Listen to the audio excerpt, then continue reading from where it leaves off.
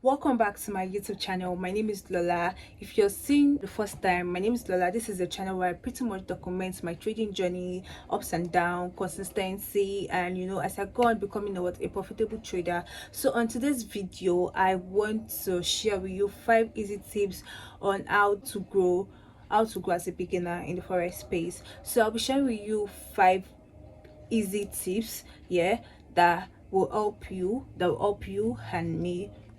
So first of all, I wanted to make sure that when I started as what, taking signal, right? I started taking signal. I realized I could make more money. I think I shared that video earlier. That was my first video of where I started sharing my forex tips and my journey and all of that. So I shared that video. I mentioned that I started as taking signal. So at the long run, I realized that taking signal would not help me. I needed to know more about this forex thing, right? I needed to know more about forex. I needed to know how to go about it and all of that. I mentioned about that my friend introduced me to. Now my friend taught me how to fund my account now. So I was blowing the account back to back, but thankfully I was able to raise money that I was going to like use to register for mentorship. Yeah, so after that I left everything signal. I needed to like focus on what will make me more money instead of taking people's signal that I'm not sure and end up losing my hard-earned money. So I needed to like focus with that. So number one, I want you to like take note of all these steps are really going to help you. First of all, but before then, I did mention about trading view. So if you don't have a trading view, how to access trading view, you need to go to www.com, or you go to your Chrome, your browser, your Google, download search for trading view. You see it, the app is going to pop out. Then you're going to like click on the trading view, then you click on the pair you want to trade or the pair you want to analyze. But as a beginner, since we're talking in the beginner's terms, so I'll just tell you, just simply download the trading view. We can also download trading view too. So when you go to trading view, I know it might not be easy as a beginner to like access those things. I think I'll kind of make a video for a beginner if you want it. When you go to your trading view, just you will see different things, right? You just go to the chart, straight away. For you to understand all these things, you need to like consistently keep practicing. That's how you get to understand. And also you also need a mentorship. Like, I'm not lie to you, me, when I started, I was dumbfounded. I was like, how do I understand this thing? I was even praying to God, like, hey, how will I understand this? I have no idea about it. So even when my friend was explaining to me, my friend Becca was explaining, I still did not understand any single thing. So with time I kept on like, it's not something you understand instantly. You need to like constantly practice all of that. So number one on my list is price action. This is where you get to know how price react to on each zone. But before you get to know how price react to on each zone, you need to understand those candles, how those candles are formed, what those candle means. Yeah, those candles you're seeing on those charts has a name. Yeah, there's a bullish candle, there's a bearish candle, there's a hammer, there's morning star, there's evening star candle. You need to understand their names and what they mean, so you'll be able to like follow up. That's how you get to understand. That's the language. If you want to understand the chart, you need to understand the language itself, which is what the candle. You need to understand the language candle, which is Japanese. You need to understand. So there's a candle bible. I don't know if you request for it, I might post it. If you need it, that you just send me a DM, I will send it to you. There's a candle bible. You also need to understand, you need to study about candle bible. You need to know from those at least from that candle bible, you get to understand how to trade, how prices react on support level, resistance level. Even just with that candle bible, you even get to understand trading itself. With that candle bible alone, you get to understand trading itself. So you should just send me a DM. I'll send to my or I might post the link. I might post it on my description if I remember. So second on my list is market structure. So market structure, this is where you get to know the trendy market. We have two type of trendy market. We have the bearish and we have the bullish. So the bearish is when we have lower low and lower high and lower low. For the bullish is when we have higher high and higher low. Do you understand? When we have higher high and higher low. For the bearish, we have lower high and lower low. So I think I'm going to like illustrate that in the video so you guys will understand. that part of it. So that's for number 2. And for you to understand, also we have ranging markets. Ranging market is not a trending market. The market is not moving up, it's not moving down, it's just consolidating. It's also called ranging. Ranging is also can also be called consolidation. Anybody use any of the two, but I think most people use ranging. Yeah, so you can use ranging and you can also use consolidation. Market is like this. Market does not have a movement. You're just either you're buying up. For people also take opportunity of that, buy from up and sell, buy from down, and buy from down and sell from up and down, like stuff like that. I don't know if you understand. They sell from up like a zigzag, does not have a particular movement. But the bearish and the bullish market, which is the uptrend. The bullish simply means an uptrend, something that is going up, coming down, going up, coming down, something that is going up. It's giving you, like, I don't even know, but I'm going to illustrate so that you guys will see and get to know what I'm saying. And then for the bearish is coming down, going down, coming down, going down a little bit, coming down. So I'm going to like illustrate so you guys will see what I'm saying. So for that bearish market, anytime you see a bearish trend, when the market is trending bearish, you just know you have to sell. Anytime you see a bullish market trending up, just know you have to what? Buy.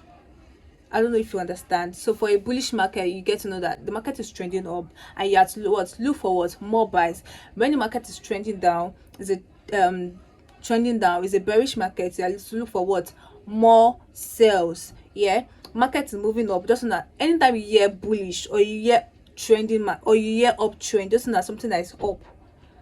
Anytime you hear bearish, something down, just know that it's something that is down. You need to what? Sell. When you see up, is buy. Okay, the trading market, I forgot to mention, the trading market also up the directional move of the market, because without the directional move of the market, you won't know when to buy and when to sell. And also, when I mean the market is trending up, does not mean that there are no sellers in the market. Definitely what goes up will definitely come down. So while you are buying, you also look for what? Sell opportunities, which is more as what? Scalping. Do you understand? So you just need to like be able to like differentiate that. So our third point is risk management. So for risk management, you need to get to know the lot size you're going to be using to trade. Like after understanding price action, market structure, you want to practice with them, right? That brings us to the third point, which is risk management. You need to get to know the lot size you're going to be using to trade that market, so you won't end up blowing your account or you won't end up messing your psychology. I know you might have practiced with demo, and you need to like practice with real funds, live funds, so that you get to like master your psychology, understand your psychology, and know your risk appetite. Yes, so when doing risk management, for you to get to know the actual lot size to use, the actual amount you want to risk for your account, is when you get to calculate it. Yeah, how do you calculate it? Okay, let me give you a simplest form to calculate. So you go to your Chrome or your browser, search for FS calculator or search for position size calculator. When you search for position size calculator, I'm very sure you're going to see different options, right? You click on position size calculator or you click on FS calculator. When you click on FS calculator, it's going to print out an interface for you. When you input the amount you have, like amount, let's say I have $500, right? Let's say I have $500 and I'm ready to risk 1% of my $500, which is what? $5. 1% of $500 is $5, right? I don't know if I'm correct, but if I'm not correct, I'll put the correct stuff on the screen. 1% of $500 is $5, so 10% is about $50. So I'm correct. So 1%, which is what? $5, and I input my I input the pair I want to trade. After inputting the amount, first of all, I need to input the amount I want to risk, which is $500. I'm not risking the total amount, right? So I try to calculate the kind of loss size we want to use. I don't know if you're getting me. You input the amount you want to risk, which is $500. Then you input the pair you want to trade. If you are trading NZJPY, you're trading USDJPY, any pair you want. After that, you input the risk percentage, like in the $500, how much are you willing to risk? So in case the trade goes against you, you end up like, oh, I could have not risked this much and stuff like that. At least 1% is fine. Like if you have $500 and you're risking 1%, fine. If that's your risk appetite, it's fine. You can risk 2%. On this case, we're risking 1%, right? We're trying to you know, we're not trying to play it safe, but we're just trying to, like, you know, risk properly. Like, let's say we're testing the market. Now we've gotten to know about price action, market structure, and now we're going to risk management.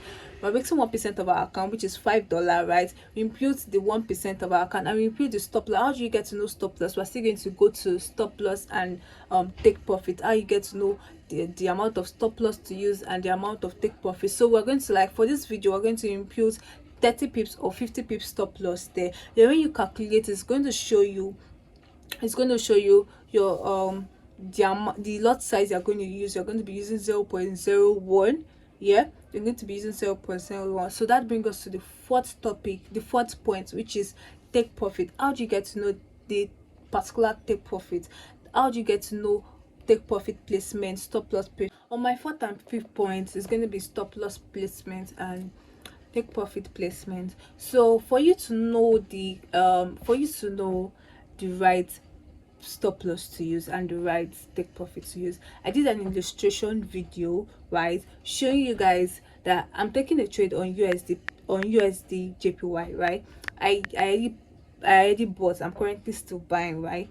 And I'm showing you that, okay, this is where I am currently buying and this is where I want to take my take profit. I'm using 68 to get 4.3 pips. I'm using 68 pips to get 4.3 pips. So my stop loss is what, 68, and my take profit is what, 4.1415. Yeah, 415 pips. I'm using 68 pips to get 415 pips. What simply means is that I think that trade is about 1:5, 1:4, or something like that. I didn't check it very well. I didn't check it. So please, I'm using more than one. I'm getting more than 1:2. If you calculate it, that's more than 1:1. It's more than 1:2. It's more than 1:, like 1:5. Let's say minimum of 1:5. So how do you get to know when to use the right stop loss and when to use the right take profit? You get to know when to use the right stop loss and when you're taking your trade, or whenever you're putting your stop loss. Make sure you're putting it at a zone that market can putting it at a zone that markets will react to. Yeah, put it at a zone that markets will not easily. For your stop loss, for your take profit, put it at a zone that markets will react to. For your stop loss, put it at a zone that market will not easily come to. I'm not saying you should make it big, I'm not saying you should elaborate it, but just make sure that you're risking one to get more than two or three. So that's what I'm just saying in essence. And also I'm going to be showing you a screenshot of where to put your stop loss and where to put your take profit. I also talked about lot size, what lot sizes to use, how to calculate your lot size, you know, stuff like that, when I talked about risk management. And that brings it to the end of the video. Subscribe, please don't forget to subscribe, like, share, so whenever I drop a video, you'll be the first person to get notified. Thank you so much. Thanks, I really appreciate it. I hope you gain value in this video. And also, if you have any question, you can also tell me in the comment section. I'll be in the comment section. I'm going to answer all your questions. Thank you so much.